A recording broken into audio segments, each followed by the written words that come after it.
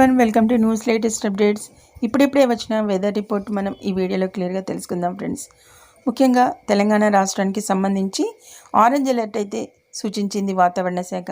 దీనికి సంబంధించి రాష్ట్రంలో ఎండలు మండుతున్నాయి. నిన్న 6 జిల్లాల్లో 45 డిగ్రీలకు పైనే ఉష్ణోగ్రతలు అయితే నమోదయ్యాయి. ఇవాళ రేపు సూర్యతాపం మరింత పెరిగే అవకాశం ఉందని వాతావరణ శాఖ హెచ్చరించింది. వడగాల్పులు వీస్తాయంటూ ఆరెంజ్ అలర్ట్ అయితే జారీ చేసింది.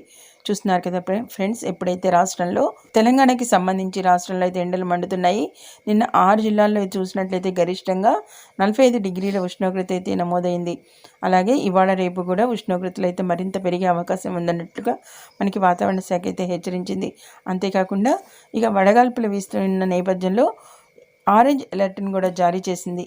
అలాగే విపత్తుల నిర్వహణ శాఖ హెచ్చరించిన నేపథ్యంలో ఎవరైతే వృద్ధులు, చిన్నారులు, రోగులు జాగ్రత్తగా ఉండాలన్నట్లు సూచించడంతో పాటు ఇక మరోవైపు నిన్న వడదెబ్బకు చూసినట్లయితే వడదెబ్బకు గురై రాష్ట్రంలో అయితే 5గురు మరణించారన్నట్లుగా ఇక మనకి ఈ లేటెస్ట్ ఇంపార్టెంట్ అప్డేట్ వచ్చిన నేపథ్యంలో ఇక వాతావరణ శాఖ అయితే ప్రజలందరినీ ఆరెంజ్ అలర్ట్ తోటి అయితే వారికైతే హెచ్చరించడం అనేది జరిగింది.